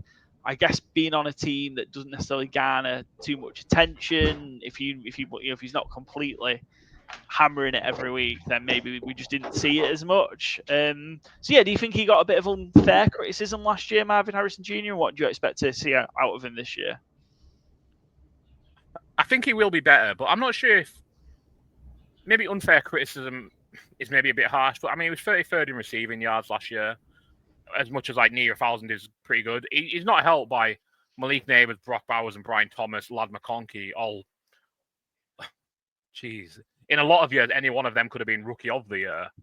Maybe not Ladd McConkey so much, but the first three certainly. And Ladd McConkey, I think, was kind of up there, truthfully. I know he didn't get quite the attention as well, but I think that's more what dinged Marvin Harrison than his own performance. The fact there was so many other pass catchers who really, really shone. I tell you, Marvin Harrison isn't looking hungry right now. He's looking swole. I don't know if you've seen him. He's bulked up. So whatever he's been eating is working for him because, yeah, he's looking like a new fella. So, my bigger concern, truthfully, is kind of the offense. They don't seem to be scheming for Marvin Harrison. You know, you've seen it with New York, all the teams I just mentioned, all the rookies I just mentioned, their main focus was get Brock Bowers the ball, get Malik Neighbors the ball, get Laz McConkey the ball. The Cardinals didn't feel that way. It felt like get Trey McBride the ball, get James Conner the ball, and Marvin Harrison is doing cardio with no scheme touches. And if that's the case, again, that's going to be really hard for him to pay off. He's obviously fallen in fantasy. I mean, this time last year was a first-round pick or that 1-2 turn, and now he's going as wide receiver 15, 27 overall. So you're getting him, you know, into the third round now. If things don't change, though, I'm not sure I'd be excited taking him there. I might take him because I think he's got a decent floor with that 800 yards-ish, and he's someone who can catch touchdowns because of his size and his frame and his ability to catch win contested catches. But yeah, just the overall offense and not being schemed to, I think, is a real big issue for him hitting those ceilings in 2025. Yeah, I would say that the problem was that he came into the league with so much hype. He was if you compare him to, he was like Jamar Chase when Jamar Chase came in, and Jamar Chase went for nearly 1,500 yards and 13 touchdowns, and he felt like he dominated games. Yep. I can't remember many games with Harrison Jr. where I was like, holy shit, he's dominating this game. No matter what, he's getting that ball and he's like winning this game. Obviously, he has some good games. They managed to scheme up and get some decent number of yards. But there was never like one time I was like, oh, no one can cover him. No one's going to be able to stop him. Yeah. I think I presume it was his best game of the season. In week 2, he absolutely dominated the Rams. I think he went for like 140, 2 touchdowns, and like a ton of fantasy points, obviously, when you listen to that line. And then that was like, oh, here we go. You know, Marvin Harrison, week 1 was quiet, but we're seeing him now. And then I think that might be his only 100-yard game of the season. He might have had another one. But like that was kind of came and went. And it was like, oh, yeah, they just aren't. Certainly not Jamar Chase, you're right. Joe, have you cracked open a tinny of Tenants? Is that what's going on? I'm reckon our Scottish fans out there, so you know. Yeah. Well, they'll be disappointed. Sorry, Byron. The entire time you're drinking Tennant, you're speaking in a Scottish accent, right? Exactly, yeah. Those are flag rules, so. Yeah. Any Scottish viewers will be real disappointed you're not drinking Tennant Super, I think that's what you'd need to be on. Well, yeah, I'll check the liquor store in Canada next time if they go that far. So, you know. It'd be a different podcast if you'd had 4 cans of Tennant Super. Fucking hell, I'll tell you that. Moving on to headline 3 then for the Cardinals. Will Johnson proved to be a steal. The projected first-round pick ended up at 47 in the draft. Johnson, will he or won't he stand up to being a starter as Murphy Bunting on IR? That's what we've done. We're just down to dick jokes on good teams win great teams cover. That's why. A bit of blue for the dads. Bit of blue for the lads. Will Jones, obviously, his refusal to run the 40 cost him his potentially going in the first round. Ultimately, if you can't run, you can't play in this league. And obviously there was enough there, concern raised to see him drop. But obviously, Wash projects as a first-round talent, and no doubt has a lot of the skills and abilities needed to be a top corner in the NFL. The Cardinals going to have kind of had a potential secondary star fall into their lap here because of kind of other teams, including themselves, because they passed on him. Kind of refusal to draft him. It seems likely. I mean, it was a very late fall. I don't think many people had him falling out the first in their mock drafts up until maybe the day of the draft. So people were still rating him really highly going into the draft itself. He was a surprise faller. There wasn't any new information that came out on draft day or anything. You know, he didn't have a gas mask and a Confederate flag or anything going crazy. Just teams passed. I think it was one of them drafts though where, you know, players 8 to 40 were kind of very closely packed, and that was said beforehand. So, you know, if teams did have a doubt and you only have one pick, then it kind of makes sense. But yeah, I think the Cardinals might have got themselves a real good steal here. We'll see on the 40 stuff, but he showed in college that he can play football. Quite how much his speed was impacted and quite how much he can rebuild that, we'll have to wait and see. But for a player who at one point had like top 5, top 6 mock draft landing spots, to get him at 47, I think you just have to say cheers and hope for the best. Yeah. Excellent. Let's move on to 4. Game over for Murray. If Kyler has another mid-level season, could the Cardinals log off the quarterback and perform a hard reset? They're in an interesting spot with Kyler, aren't they? Obviously, he's going to be 2 full years removed from his ACL injury. I've been disappointed with Kyler. I think I thought he was going to come back and really tear it up. Not his knee, the NFL. But yeah, he seemed to struggle a lot last year. Don't know if he's lost a bit with the injury. Kind of where are you guys on Kyler, and what would you expect kind of the Cardinals to do? I think it goes a bit. I didn't want to get too much into it. I knew this headline was coming up and talking Marvin Harrison. I do think Kyler Murray is an issue, and it feels kind of weird saying that. His deep accuracy is poor. Anything other than short is kind of poor. Their running game is exceptional in Arizona. I think they scheme that really well with James Conner. We'll see about Trey Benson behind him, but yeah, Kyler Murray and we all bagged on the Kingsbury dip for years, but it kind of feels like it might be a Murray thing as well. The season start pretty well, it feels like, and then midway through they seem to fall off year on year. So I don't have that much confidence in Kyler Murray, and it feels weird to say because he was so electric, but feels like maybe a better fantasy quarterback than real life one at this point. Yeah, he's like such a weird quarterback. He obviously had a great year, like probably 3 or 4 years ago, where you thought, is he going to be that superstar, which that potential, obviously going up number 1 overall. And even like last year, I think if you look at that QBR, he was in the top 10, but I think sometimes that can be, masking the actual play. I think QBR is like a really good indicator, but it's not the be all and end all. Again, it never feels like he takes over games and wins it like some of the top 10 quarterbacks. And it feels like he's that in that mid-level. I know we've just talked about Brock Purdy there, and I think he's probably on a similar level. I think PFF has him in 15th as quarterbacks coming into the year around near Mayfield and Trevor Lawrence around that. So it made sense why they paid him, but I wonder if there's going to be a time at some point where the Cardinals have just said, we want more than that. And I think there'll be plenty of teams who are willing to give a lot up for him just because of the potential. But yeah, I think I put this headline in just in case if he has like another where he's like mid-range 15, 16 kind of quarterback, and do they really want to give him another contract extension a year or two's time, because he'll be coming up in no time. Yeah. I think you're probably looking at kind of 2020, 2021 really was the last time where we saw kind of the best of Kyler, and yeah, I think there's a lot of pressure on him this year to deliver, and again another number 1 overall pick that's got huge question marks against him. Let's have a look at then key transactions for the Arizona Cardinals. We talked about some of them a little bit, sweating free agency, and then kind of the defensive picks, very similar to the Niners in that case, to start the draft. Who are we expecting to kind of hear make a big impact for the Cardinals outside of those big names that we've chatted about?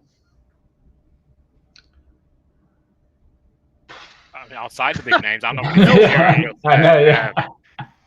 And I think it's interesting that we talked about the offensive not struggles so much, again, just more getting Marvin Harrison going. On points, they were pretty good. But again, I think a lot of that is the running game. They were 12th in points for last season, which surprised me when I was looking into it. But yeah, I think Nolan and Johnson could really hit the ground running. I think those bodies on the D-line, Sweat, Tomlinson, Calais Campbell, God love Calais Campbell, 55 years old, still rocking, not stopping to the place for every single team, which I respect.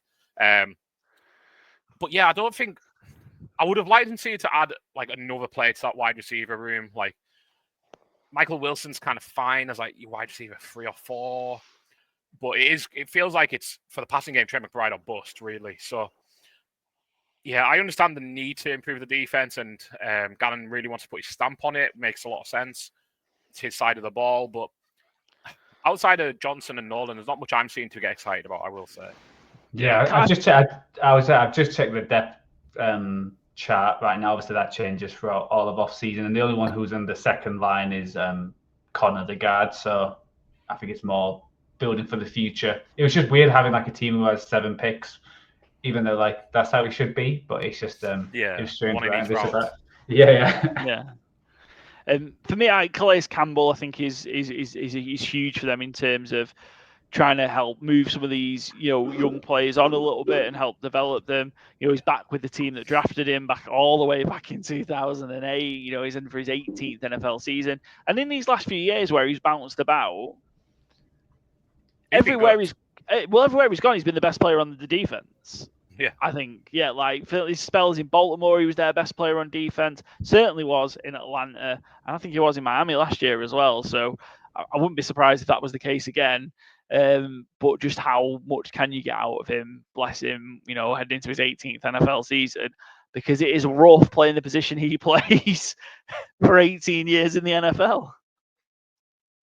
Yeah, and always seems like an absolute great guy as well. You never hear a word about him throughout his entire career.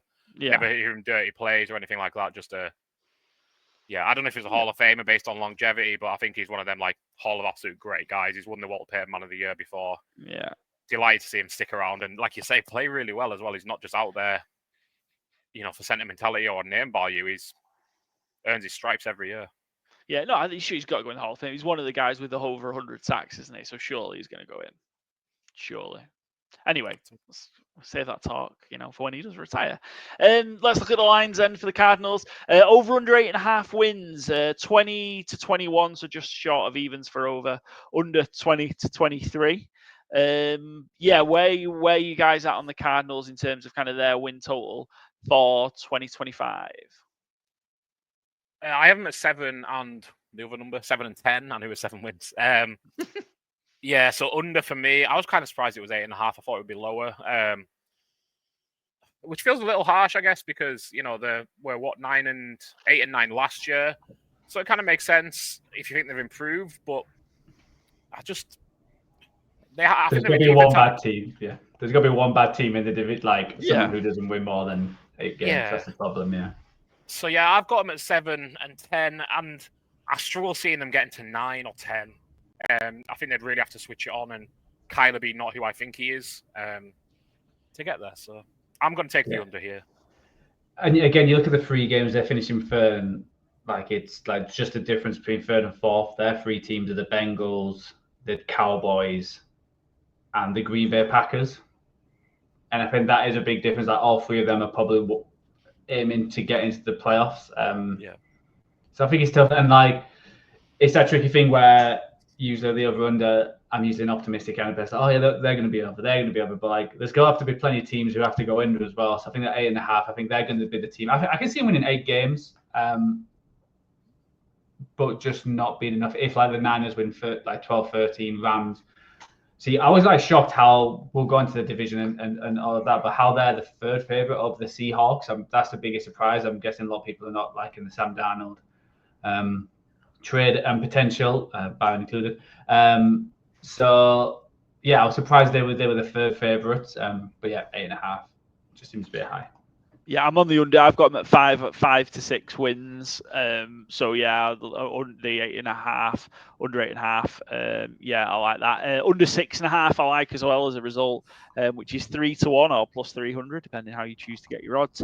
I like that at 3 to 1. It's one shouted out on our Bets to the Future episode a while ago, and I haven't really seen anything to change my mind on that. To make the playoffs, obviously longer odds at 29-20, so short 3-2, and then to not make the playoffs 5-9, just a shade under 1 or 2-1 on. To win the division, just over 4-1, or plus 400 at 17-4. NFC champion 30-1, and Super Bowl 60 winners 60-1. The Niners and Rams are surely just far too strong, aren't they? There's no way the Cardinals can find a way to win this division. I'll just stick with my statement before. I would be surprised, but I wouldn't be shocked, just because I think how the division can be. It wouldn't shock me, but I've got them penciled in as the 4th best team. So. And then obviously you wouldn't take any of the others. Yeah, of course. Excellent.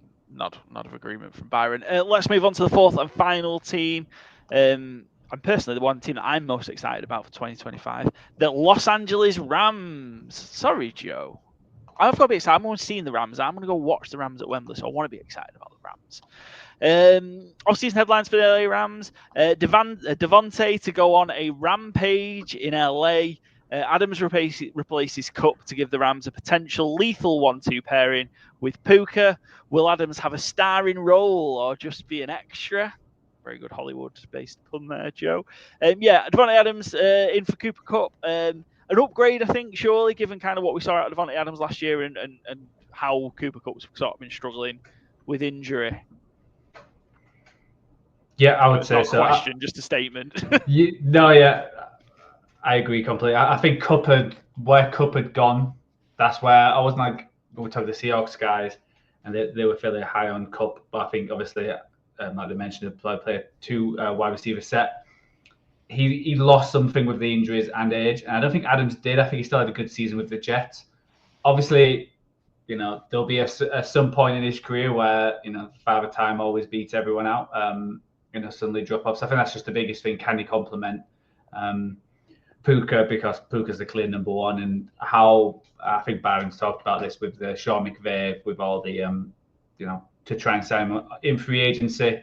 I think they've got plenty, like they're going to scheme with lots of up for him. So I've got a question for Byron. Like, where's Adams going in fantasy wise? Obviously, Puka's the main target, but with how Sean McVay's talked about him and scheme wide receivers up, and is Adams like a sleeper in your world, or is he actually undrafted fairly high? Where would you take it? Loosely, I know you haven't looked into it. Maybe wide receiver 12 to 15, somewhere like that. Yeah, I wouldn't hate feel that. Right. Yeah. So Marvin Harrison is wide receiver 15. So I guess would you rather have Devontae Adams or Marvin Harrison? Devontae Adams.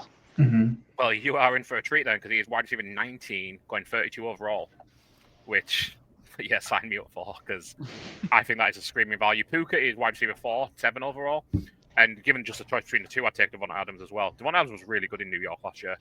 He, I think, has still got it. I'd be surprised if he falls off. Matthew Stafford, we talk about a lot. Kingmaker for wide receivers.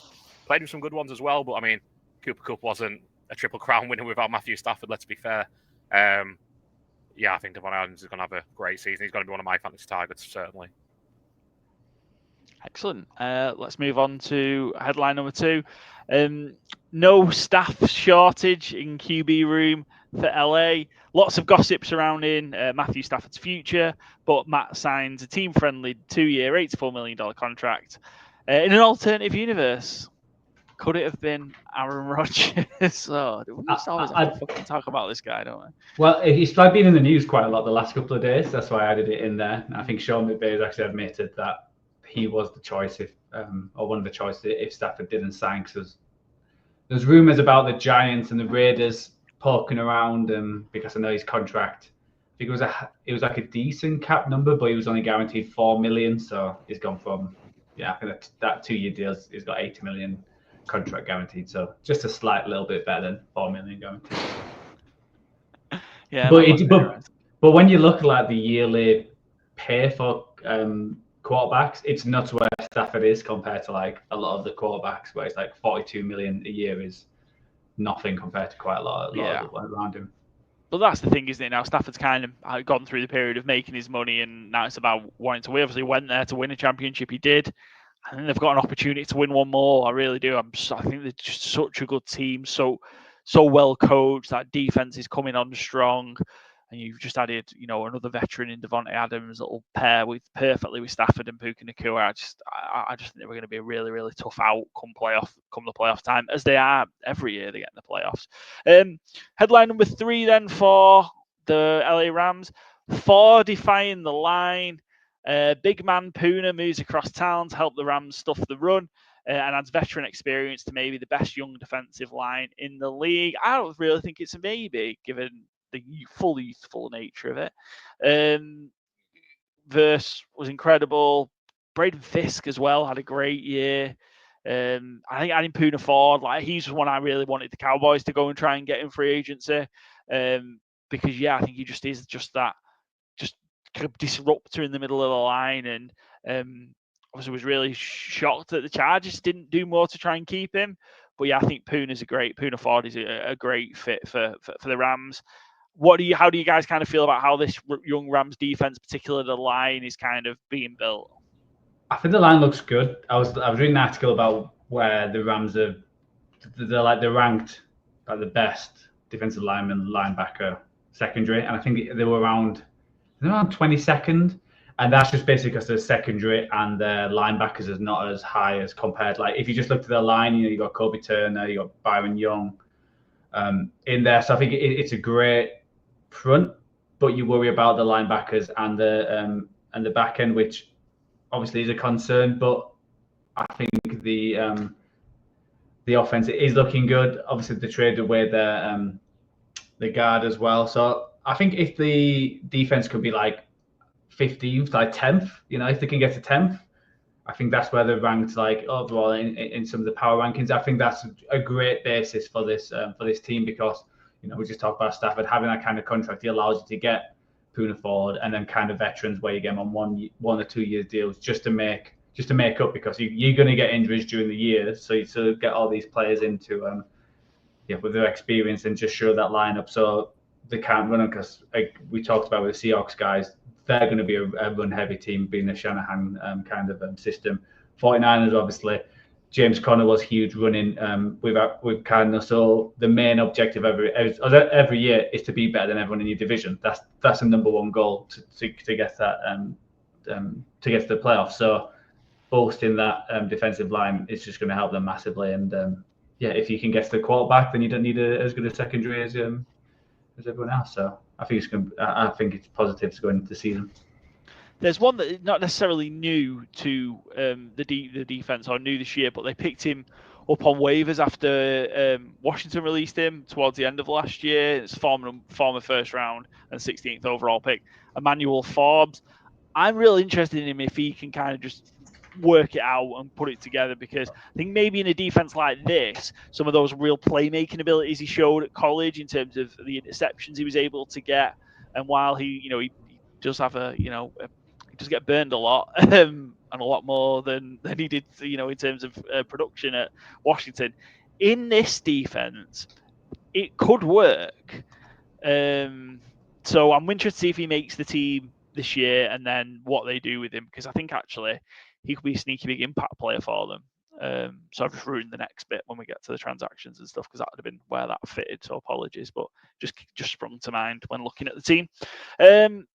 Off-season headline number 4, fuck those picks to we want picks. Rams praise for forward-thinking draft deal with the Falcons, getting an extra 2026 first to help when the cameras fade on Stafford Rams' career, so potentially future-proofing themselves by putting themselves in a good position to take a quarterback that they like in 2026 with having 2 first-rounders. Times have changed, right? They went through that process of, trading away almost felt like all their picks for veteran players to help them win the championship in 2021, and ultimately banners fly forever, flags fly forever, and they got it done. But we've had the change of tack now, and actually, how would you think the Rams have actually been able to turn it around quicker from that kind of nightmare 2022 season to get to where they are quicker than people thought they were going to be able to do? Absolutely, yeah. And I mean, to be fair to some degree, that 2022 season as well, I think they ended up starting 3 quarterbacks. Stafford missed a lot of time. I don't think they were quite as bad as the record showed, maybe, but I think they've done a tremendous job. Les Snead has shown once again why, he's so highly regarded in GM circles. Not doing it just one way. He doesn't just have to, off them picks and getting superstars, etc., etc. And I do, mention him on the pod last season a couple of times. Chris Schuler, their DC. The Rams last year had the youngest defense in the league, and their Week 18 game was a dead rubber. They'd already secured their playoff spot. Their last 3 games that mattered, they gave up 9.6 points. I mean, that was against the Jets, the Niners, and the Cardinals. There is a caveat there, but those are all NFL teams. The Cardinals weren't on, rest or anything like that. Rodgers was playing reasonably good football that time of the season, and the 49ers don't want to score 6 points against the rival Rams. So I think for what Chris Schuler did with that young defense, I think him and Les Snead deserve an awful lot of credit, because then they went into the playoffs and they held Minnesota to 9 points as well. And Sam Darnold got absolutely one of the most humbling games for a quarterback I've seen in some time, or certainly in the playoffs, where not just Sam Darnold, but that Vikings line could not stand with them. And you think there wasn't a highly paid superstar on that squad. It was Jared versus your first round pick, Brendan Fisk, who I think had one of the quieter 8.5 sack seasons last year. I think he got 8.5 sacks. He doubled basically Jared versus sack output, even though Verse got all the pressures. I think what Les Snead has done with McVay, and I'll especially highlight Chris Schuler on that defensive coordinator position, is it takes a lot of doing for a team who are used to having superstars and building that way. I think it's an incredibly, maybe an underappreciated job even. Yeah, is that Cheeto the dog also backing your thoughts on the job that the Rams have done? It's definitely Cheeto the dog. I'm not sure how confident he is on the Rams or if he just wants to get out because Cindy has gone out. So it's just me, Cheeto, and Charlie right now. And Charlie's just chilling, but Cheeto is at the door howling like he'd like to leave. So sorry, Cheeto, you are stuck with us. Chaos in the Byron household with 2 dogs. It's the usual one. Fridge, we've talked about Devontae Adams, Poona Ford already, and some of the departures. We've talked about the draft move, of course, with trade with the Falcons. Anyone else that you're shouting out? I know, Byron, you sort of talking about Jas Hunter a little bit in from a fantasy perspective. We didn't really see the backup running back Blake Corum get too much of a look in, did we, last year, after we all thought he could be a good pickup. I know you've talked a little bit about Hunter being a potential impact player. Yeah, I think someone's going to have to push Kyron Williams at some point because Kyron Williams, it sounds incredibly stupid to be a criticism, but it feels like all he does is score touchdowns. His general play isn't that great, and his efficiency isn't great. But his pass blocking is really good. I will give him that. And Sean McVay obviously trusts him. So, that is a big, big thing because if Sean McVay don't trust you, you ain't touching the ball. So, Blake Corum needs to earn his stripes, I think, coming into year 2. Jarquez Hunter as well, we'll see. I'm optimistic. I liked him as a fit anyway. 4th round picks, it's not a great sign. You'd rather he go earlier, obviously. 4th rounders don't necessarily hit. But this was a loaded running back class. There's a little caveat there. So, I'm reasonably confident in Hunter being the number 2 and pushing Kyron Williams, and if he gets a chance, I think he'll take it. The one I wanted to talk about, maybe not more so, but alongside, is Terrence Ferguson, the tight end they took with their first pick, 46 overall. It came out after the draft. The Rams would have taken him with their first rounder if they hadn't traded it away. When you see I don't know what the thing is called, but look inside the draft room, sure that is released afterwards, obviously, but when they reconvened for day 2, the first thing was Sean McVay wanted Terrence Ferguson. As the pick got closer, that's all he wanted to talk about. He has compared his game smart and his feel for the game to Travis Kelce. That tight end room, I think, is kind of wide open. Tyler Higbee is not somebody who's going to slow down a good player. He's fine for being on the field, but his best days are long behind him. If you can get him as your 3rd option, obviously behind Puka and Devon Adams, I think Jake Ferguson. Terrence Ferguson, I think, could hit year 1.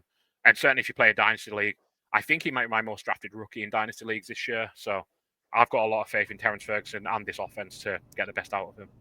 Yeah, and I'll just say as well, so if we did the NFC West later in the summer, I'll be surprised if they don't get another cornerback with Jair Alexander, which we haven't chatted about yet. We'll talk about it when we talk about the Packers being released. I think he could be a big, and also the Jalen Ramsey, where it felt like he was guaranteed to go to the Rams, but with that Jair Alexander might go elsewhere. So I can see them picking up a few of these big free agent veterans as well. So I'd watch out for that. Excellent. Let's move on to have a chat through the odds then for the NFC West. I just forgot what division we were doing them for a second.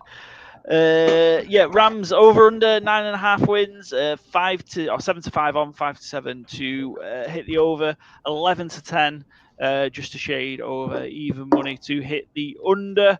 Where have you guys got the Rams in terms of a record for the season? I've got them over. I think they're going to get 11 wins. I think they're going to be challenged. I think it's in between them and the Niners for the division. I've got the Seahawks over as well. I think they're all going to be around 10 to the 13 mark, and it'll just be who gets, I think, Seahawks 10, Rams 11, 12, Niners 13. So I would go the over. Obviously, the odds are not the greatest. I might look elsewhere, see what 10.5 over, 11.5 over, to get a little bit. Yeah, there you go, a little bit more of extra bucks. I've got them 12 to 13 wins, so a comfortable over for me. So this is one that I've hammered already. I've got it in old money, so the American odds that we obviously used to run. Plus 225, so just over 2 to 1. So it's 9 to 4 to win 11.5 4, over. yeah. If that's There what you go. I had it up already because I am. Yeah. I have them at 14-3 winning the division. And last year, I called the Seahawks over 8.5 line the most disrespectful line of the season, and they went 10-6. I think this 9.5 is the most disrespectful line of this season. I can't believe it's 9.5 wins for the Rams. Like I said, I have them at 14-3. Even if they lose 3 of those games, that's still 11 wins. I like the over 11.5 at 9 to 4. And I think over 9.5 is... Unless Matthew Stafford gets injured, I don't know how they don't hit it. Yeah. I think we've got full agreement on the Rams there. We fully expect them to make the playoffs. 10 to 17 to make the playoffs. No, 7 to 5. We're all picking them to be in the postseason. Division winners 9 to 5. That's an interesting one. So obviously they're so close with the Niners, who are 8 to 5. So not much difference there. I think it's going to be close. I think it's going to go down to week 18. Do you play the Niners? Do the Niners play the Rams in week 18, or are the 2 meetings out the way early? No, the Niners have the Seahawks. Yeah. No. They play week 5 and week 10. Week 10 in San Fran. Yeah, I think the 49ers have the Seahawks week 1 and week 18, which is what it is. Bookend the season. The Rams 9 to 5 to win the division, 10 to 1 to win the conference, and 20 to 1 to win the Super Bowl. I like that price for the Super Bowl. I think they're going to be really, really strong, really, really good.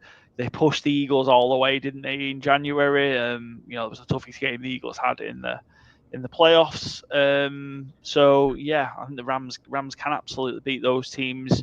Your Eagles, your Lions, your Niners in a one-off game for sure. And they can definitely beat the best teams in the AFC as well.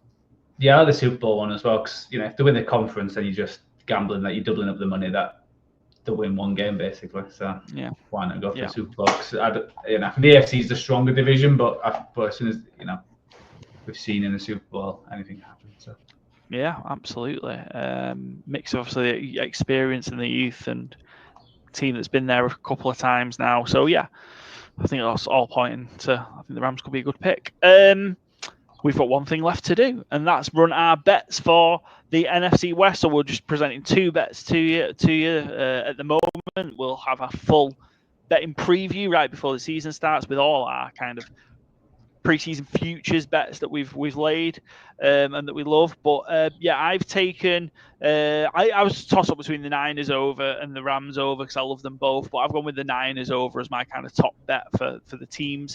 From the team's perspective, even money, Niners over 10.5 wins, discussed it earlier. And then very much in terms of my faith in the Rams, Matthew Stafford over 3,750.5 passing yards, just shade under even money at 10 to 11. If you play 17 games, if you play 16 games, even 6 couple, I just can't see how he's not over 4,000 yards. So, with Adams, with Nakua, it just makes sense, doesn't it? I think 3,750 passing yards seems about right. I think he went for over 4,000 his best years with the Rams. He was 3,900 last year. I'm pretty confident in that Stafford over bet. Like I say, he's just got to stay fit. That's kind of what I'm betting on, really. Next up, Byron. Rams 49ers for the top 2 teams in the division, any order, 2 to 1. I also like the Rams at plus 200 or 2 to 1 just to win the division, but this seems like a safer bet even. So, those 2 I think are very clearly the top 2 teams in the division, especially combined with the Niners' record schedule. So, those 2 to be the top 2 in the division, 2 to 1, I think is a real nice value. And unsurprisingly, I agree with your bet, Paul, because I have Matthew Stafford. I bet this one earlier in the season at 50 to 1. It's come down to 40 to 1. I still like it. If they win, like I said, predicting that we're going to win 14 games, Stafford's going to throw a ton. He's got maybe the best pass catching pair of his career. Maybe. I think he's going to throw a lot. And the Rams are always big time. They're always on prime time. And Stafford, it'd be nice for him to get an MVP before he retires. So, unless there's an incredible Lamar, Josh Allen, the league season, I think there's a very good chance Matthew Stafford gets in and amongst it. And, if you win 14 games, you throw nearly 5,000 yards potentially. Yeah, I think 40 to 1's a really nice price. Excellent. And Joe? Yes, so I think I had this one when we did our best of the future, but I've got the Seahawks to make the playoffs at 8-5. There's definitely been a shift in good teams win, great teams cover. That Byron was a huge Seahawks fan, and as soon as Gino's gone, he's jumped off the board. And I've somehow took the mantle of supporting 49ers and the Seahawks in this division. We talked about with the guys. I think it's disrespectful. I think what their line is fairly disrespectful. So I've got them to make the playoffs. I think there could be 3 teams from this division. I did try and look at a bet like that, but there wasn't one available. But I definitely. Close to the season, I might look to see if there's any bets in terms of 3 teams from the division. And then my player one, I went a bit around the houses, and I was going to go for, I usually go for a high odds one. And, you know how I love a cheeky side bet, which isn't on there. I was going to go JSN, receiving yard, in a lead at 30 to 1, but I've just gone for CMC over 1,000 yards. We talked about this. I think he's going to have a monster year. I think if he stays fit, he's going to easily get over 1,000. So evens, I think that's a nice bet to have. Where I wouldn't be surprised if it's week 12, 13, and he's able to hit that. So with it being evens, it's a nice little bet. Excellent, good stuff. That is us. Before we wrap up, I did want to throw. We went with the stag do theme. Joe is getting happily married in a couple of weeks. So I just wanted to throw one marriage type question out there for Joe and Paul. Fuck, marry, kill, fight the NFC West quarterbacks. What do you say? Fuck, marry, kill, fight. Fight. Okay. I think of a 4th one that was a bit of a struggle, I will say. So we went fight. I know Joe's marrying, that's easy.